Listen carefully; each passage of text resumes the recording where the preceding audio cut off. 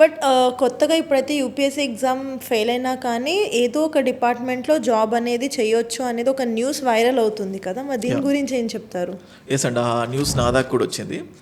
So ఆ news దాని major thing ఏంటంటే ప్రతిభా సేతు అని చెప్పి they launched a portal. Okay. So ఆ ప్రతిభా సేతు అంటే ఇప్పుడు ఫర్ సపోజ్ ఆల్మోస్ట్ 2019 వరకు, if I'm not wrong 18 or 19, అప్పటి వరకు ఇంటర్వ్యూ వరకు వెళ్ళొచ్చినా కూడా అంటే లైక్ ఏ ప్రూఫ్ ఉండదు వ్యాలిడ్. ఇప్పుడు ఫర్ సపోజ్ మనం బయట చెప్పుకున్నప్పుడు I went up to interview అన్నప్పుడు we don't have any identification. కానీ ఇప్పుడు యూపీఎస్సీ ఏం చెప్తుందంటే ఈ ఇంటర్వ్యూ జనరల్గా 1:3 రేషియోతో పిలుస్తారు. అందులో ఓన్లీ 1 రేషియోతో ఉన్న వాళ్ళే సెలెక్ట్ అవుతారు. ఒక 1500 మంది వెళ్తే ఒక 500 మెంబర్స్ సెలెక్ట్ అవుతారు అనుకో, ఆ రేషియోలో తీసుకుంటారు. అయితే ఎవరైతే సెలెక్ట్ అవ్వలేదు ఆ 1:3 రేషియోలో మిగతా 2% కైండ్ ఆఫ్ స్టూడెంట్స్ ఉంటారు కదా, ఆ స్టూడెంట్స్ కి సర్టిఫికేట్ ఇస్తారు.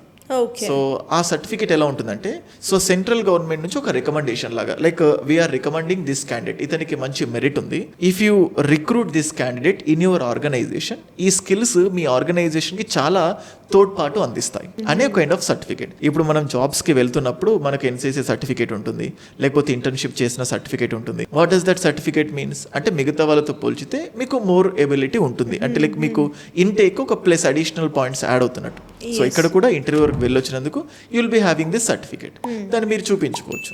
సో ఇట్స్ లైక్ అంటే అంతకుముందు ఇల్లెజిటిమేట్గా ఉండేది, ఇప్పుడు లెజిటిమేట్ అయింది.